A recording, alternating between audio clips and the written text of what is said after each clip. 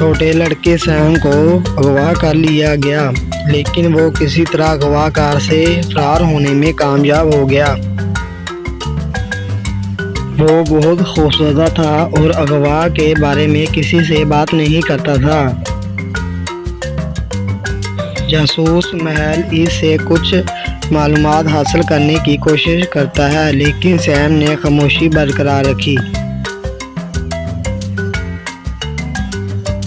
इसके बजाय सैम ने मेहुल को एक पेंटिंग दिखाई जो इसकी बनाई हुई थी जब इसे अगवा किया गया था।